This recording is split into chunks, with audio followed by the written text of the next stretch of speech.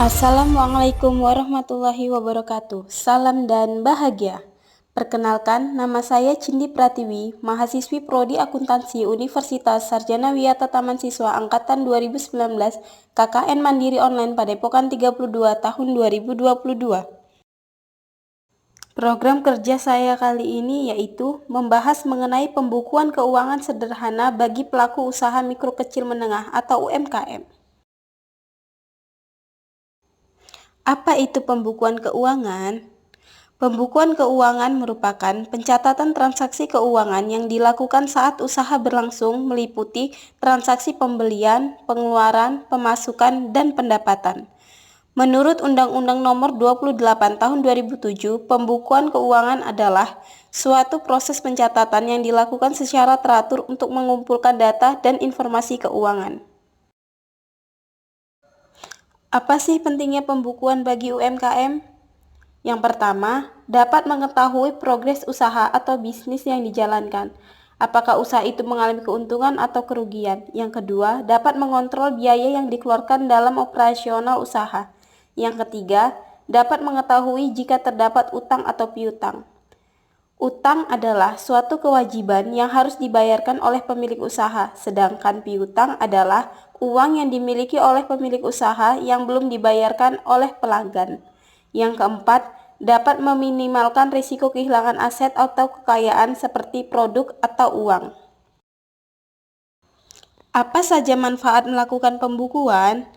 Yang pertama, mengetahui besarnya keuntungan atau kerugian. Yang kedua, mengetahui setiap transaksi yang dilakukan. Kita dapat mengetahui setiap pemasukan atau pengeluaran yang terjadi pada usaha kita.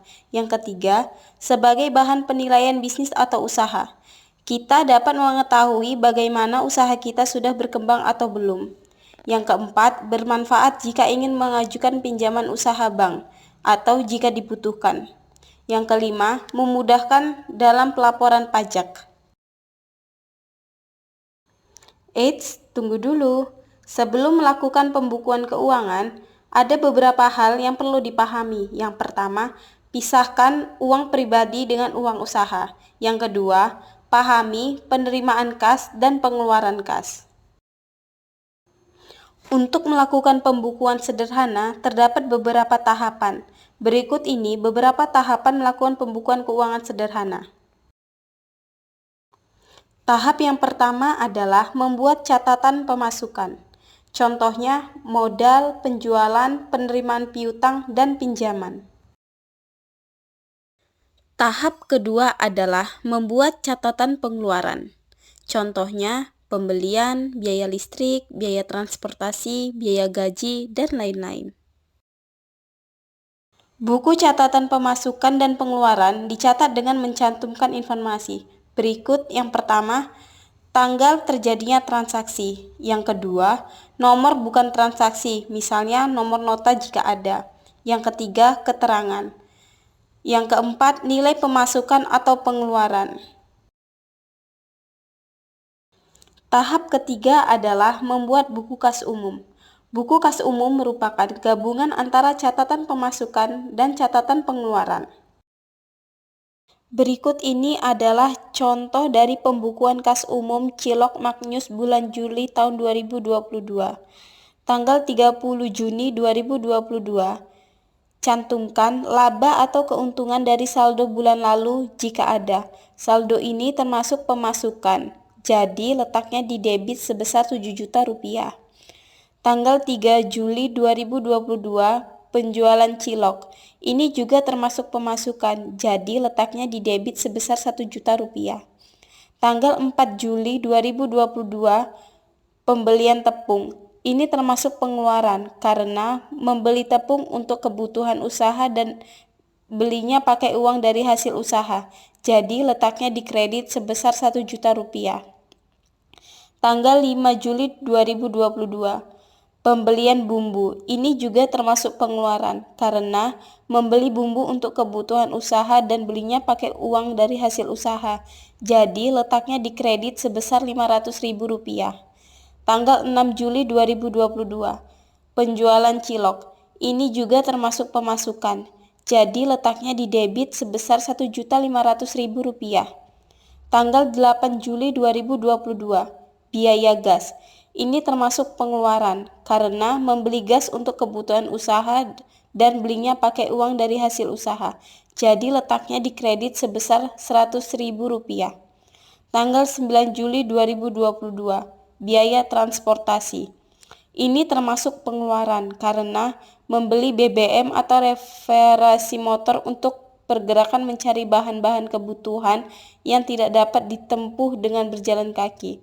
Maka dari itu, untuk biaya transportasinya dikeluarkan dari hasil usaha. Jadi letaknya di kredit sebesar Rp1.500.000. Tanggal 10 Juli 2022, gaji pegawai. Ini termasuk pengeluaran karena memakai tenaga orang lain untuk membantu penjualan. Jadi tenaga orang harus dibayar menggunakan aset dari hasil usaha yang kita jalani. Jadi letaknya di kredit sebesar Rp100.000. Untuk cara menghitung saldo keseluruhan dari seluruh transaksi tersebut yaitu saldo dihitung dengan menambahkan saldo terdahulu, kemudian menambahkan jika terjadi penerimaan kas atau mengurangkan saldo jika terjadi pengeluaran kas. Nah, cukup mudah kan untuk membuat buku kas umumnya?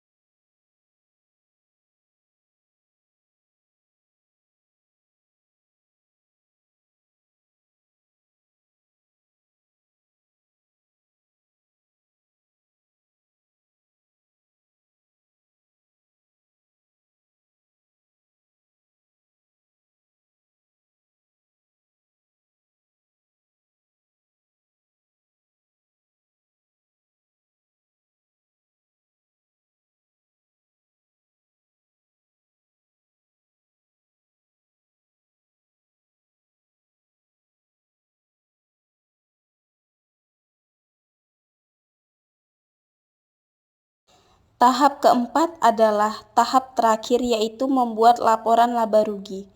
Komponen laporan laba rugi terdiri dari komponen pertama pendapatan, komponen kedua harga pokok penjualan yaitu biaya-biaya yang dikeluarkan secara langsung dalam proses produksi dan penjualan. Misalnya, dalam usaha cilok, harga pokok penjualan meliputi biaya membeli tepung dan bumbu-bumbunya. Rumusnya adalah pendapatan kurang harga pokok penjualan sama dengan akan menghasilkan laba kotor. Lalu komponen ketiga adalah biaya-biaya. Biaya-biaya meliputi semua biaya yang bersinggungan dengan aktivitas operasional usaha, seperti membayar listrik, biaya gas, biaya transportasi, dan gaji pegawai. Rumusnya, laba kotor dikurang biaya-biaya sama dengan akan menghasilkan laba sebelum pajak. Berikut ini adalah contoh laporan laba rugi Cilok Magnus bulan Juli tahun 2022. Adapun beberapa akun yang termasuk dalam laporan laba rugi antara lain pendapatan, harga pokok penjualan, dan biaya-biaya atau beban-beban. Seperti contoh dalam tabel laporan laba rugi tersebut, akun pendapatan berupa penjualan cilok sebesar Rp4.500.000, lalu ditotalkan tetap Rp4.500.000. Selanjutnya, ada akun harga pokok penjualan, yang termasuk ke dalam akun harga pokok penjualan itu seperti yang sudah saya jelaskan di slide 13. Berdasarkan contoh soal sebelumnya yaitu berupa pembelian tepung sebesar Rp1 juta ditambah pembelian bumbu-bumbu sebesar Rp500.000, total dari pembelian tersebut sebesar Rp1.500.000. Selanjutnya, total pendapatan sebesar Rp4.500.000 dikurangi total harga pokok penjualan sebesar Rp1.500.000, hasilnya Rp3 juta. Itu sebagai laba kotor. Terakhir, akun biaya-biaya atau beban-beban. Yang termasuk ke dalam akun biaya-biaya atau beban-beban itu seperti yang sudah saya jelaskan di slide 14. Berdasarkan contoh soal sebelumnya yaitu berupa biaya gas Rp100.000 ditambah biaya transportasi sebesar Rp1.500.000 dan ditambah gaji pegawai sebesar Rp100.000. Jadi, total dari biaya-biaya tersebut sebesar Rp1.700.000. Setelah itu, laba kotor yang sudah dijumlahkan tadi sebesar Rp3 juta dikurangi dengan total biaya-biaya sebesar Rp1.700.000 sehingga mendapatkan hasil laba sebelum pajak sebesar Rp1.300.000.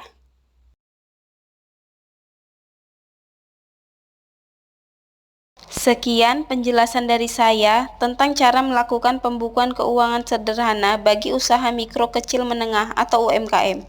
Semoga yang saya sampaikan dapat dimengerti dan bermanfaat. Mohon maaf apabila dalam penyampaian terdapat kesalahan. Wassalamualaikum warahmatullahi wabarakatuh. Terima kasih. Salam.